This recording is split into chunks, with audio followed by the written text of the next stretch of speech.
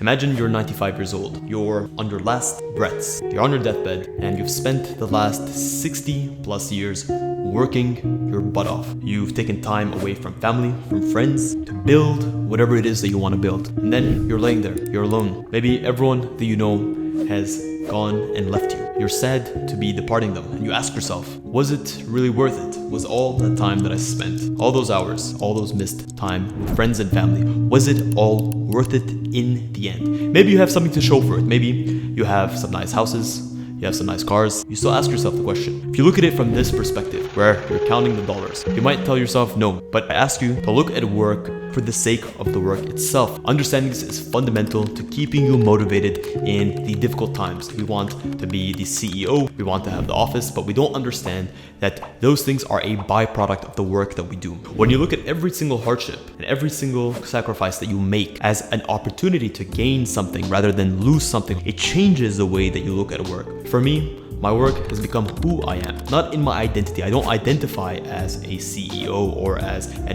business owner. I identify as someone who is capable of going through the struggles necessary to become that person. Ultimately, our work presents challenges, and it is through these challenges that we are molded as humans. Let's look at a real life example that an entrepreneur will have gone through. An entrepreneur has to face many difficulties in life, and the first of which is immense uncertainty. When you're an entrepreneur, the ability to deal with uncertainty creates an emotional struggle that many people are unable to deal with, because it is that emotional struggle, that uncertainty, that causes so many people to shy away. But if you had not faced those challenges before, then how would you know what to do? This is the beauty of challenge. As an entrepreneur and as someone who works, being able to be resilient allows you to overcome the challenges that you will face that are blocking you from the things that you want. Because you've been there before, your work and the efforts that you've done through the years allow you to consistently pivot. It is the ability to be adaptable. It is the ability to take each situation as it comes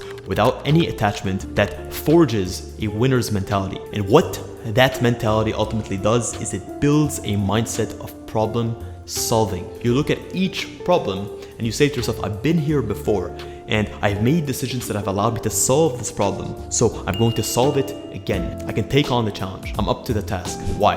Because I'm deluding myself? Because I've done it time and time again. There's a very famous Stoic quote by Marcus Aurelius. He says that the obstacle that stands in the path ultimately becomes the path. You are a changed person because of the obstacles that you faced. And it is through the accumulation and the overcoming of numerous obstacles through your life that you build who you are. Your work works on you more than you work on your work. What this means is that you also build up skills that you cannot learn at a course, that you cannot pick up at a seminar. It is through the work that you also build up your emotional intelligence, something that so few people are able to do. It is through the emotional intelligence that you're able to handle criticism that is undoubtedly going to come your way in life. Your ability to listen to that, to be unaffected, and at the same time to take it at face value for what it is and to try to make the most of it. These are skills that you build up through work. It is through our work that we adapt to different scenarios. I've noticed this in my career, where those who I hire that tend to be fresh out of college, who haven't seen the world, they tend to have a harder time accepting criticism because they don't know how to overcome that pain, that pressure, because they haven't been there before. So embrace the conflict, embrace the criticism. It's going to test you time and time again in your ability to whether you're going to sink or whether you're going to swim.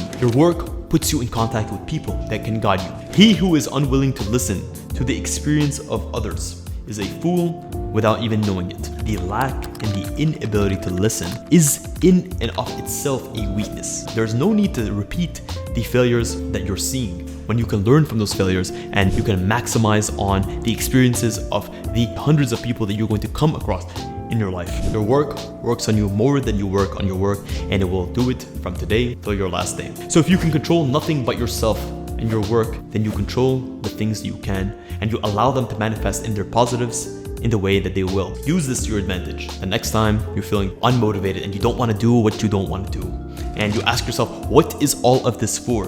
Where am I going to take all of this money? You're missing the point. The point is not in what you get, but who you become in the process to getting what you want.